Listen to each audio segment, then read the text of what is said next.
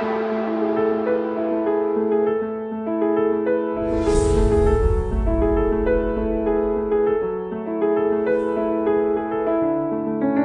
let's look at part 7, minimum tax. This particularly used to confuse a lot of people. They don't understand what. Let me quickly let me explain the concept. Then I will explain the recent changes and how it affects what we do. Minimum tax is a concept where after the first 4 years, the first 4 years, if you incur losses and you have, genuine losses, and you have documents to prove so, then there's no problem. You may not pay company income taxes. You can prove them, it's allowed. But after the 4th year, let's say the 5th year, you still incur losses. The concept of minimum tax now comes in, whereby you will not allow to go scot-free. You will still pay company income tax on the basis of certain computations.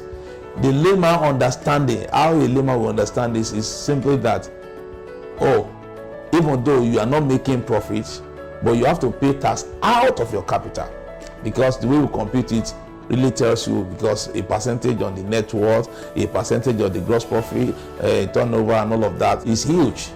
It's a particular specific area that I have really made a lot of agitation in the past, that this is not fair. How do you want a company, a taxpayer that didn't make profit, to be paying out of their capital? But that has been the price over the time. But on that issue of minimum tax, before these changes, there are 3 bases for exemption for you not to pay minimum tax, even when you incur loss outside the first 4 years.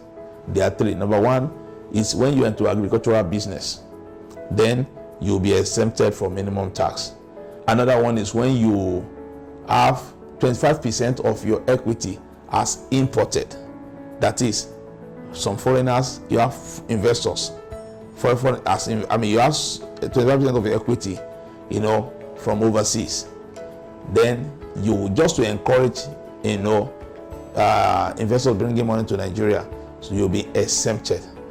But right now, that second base of exception has been removed. That is to say, even if you have your equity 25% as imported, you will still not be exempted from minimum tax. But it is now replaced with small companies. Small companies now have the exemption from minimum tax. So when the small company goes beyond 4 years, maybe to 5th year and beyond, and you still have losses, then you are exempted automatically from minimum tax. That's what it's talking about.